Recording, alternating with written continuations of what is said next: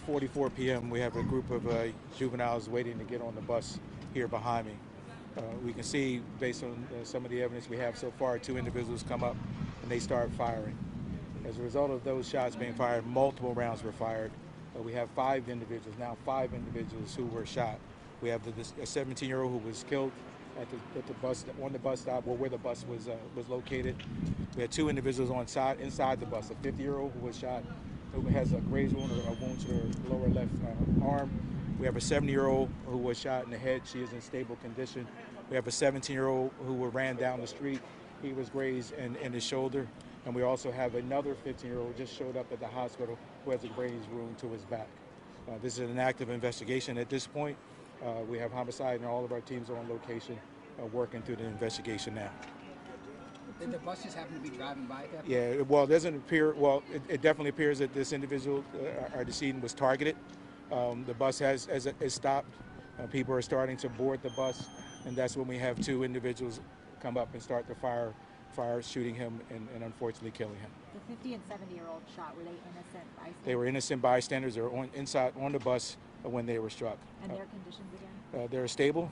I think we're fortunate in talking to the team, because the bullets went through the glass, it was able to slow down the bullet. And so we're very, very fortunate. The 7-year-old has a bullet wound to her head, but she's talking and she appears to be at this point to be in stable condition. How about your former colleagues with the school police, were these kids coming from school today? Well, we definitely appear to be school-aged kids. As you know, this has been an issue going back some time, even my former position in school safety, where during after school, we know has become one of the most dangerous times if kids move away from school. And in this case, we're fortunate today. I mean, we're not, well, let me stop that. We're never fortunate when we lose a child, in particular a 17-year-old. But if you look around here, how busy this intersection is, a daycare across the street, and then multiple people on the bus, and multiple rounds being fired, it could have been much worse. The two individuals that initially came up and started firing shots, is that accurate? That's correct. What happened to them?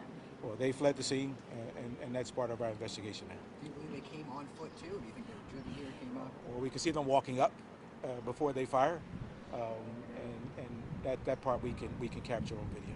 Do we also think that they were juveniles? We can't say they're juveniles at this point. We won't make that assertion at this point. What do you just want to say to folks who are obviously going to see this and be upset, be scared, be nervous that this is happening the way it did in the afternoon, light out, busy intersection? I mean, it just reaffirms the work we have, in our work to really work hard to stop this level of violence. I mean, we've been down, so right now we are fortunate that the homicides are down, across the city by 30%. Shootings are down, but at the end of the day, that's not good enough, right? We are going to continue to work hard to address the violence that we see in the city, but at times, these unfortunate incidences is not going to set us back. It just reinvigorates us in understanding that our work will never stop, that it's important that we continue to go after individuals who have guns in our community. In this case, we believe that this may be this gun was set to go automatic, which is often to continue to be a challenge when you see the level of rounds out here.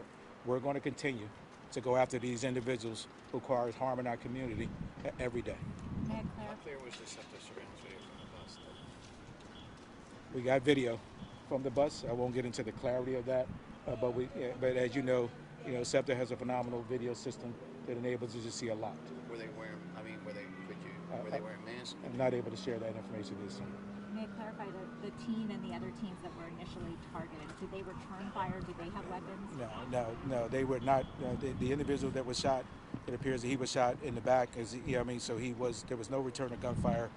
We do have two individuals who were firing weapons, no return of gunfire, and the other individuals, as I described, were shot both on the bus and then on the street. How many other people were on the bus? Did the bus driver save lives by flooring and getting out of here? Well, I mean, I think SEPTA did what they're supposed to do, right? I mean, I'm not sure if they're trained to do that, but the operator made the decision that for the safety of those remaining people on the bus, they would pull away. Whether that had an impact on minimizing any additional injuries, we will see that in our investigation. How many were at the bus stop standing out here? Not exactly. So about 15 to 20. So yeah, we're not too far. Yeah, about 15 to 20 students. We're standing here, and yes. 3 juveniles were shot. Well, you have two 17-year-old. One was a decedent, a 17-year-old who was grazed in the shoulder, and now we have a 15-year-old who showed up at Einstein with a grazed wound to his back. Are they all from the same school, these kids? We don't know that at this point. And we prefer not to give out the name of the school because we haven't identified anyone. We don't want to set off any alarms, but we definitely know that they were school-aged. All right, thank you, everybody. Thank you.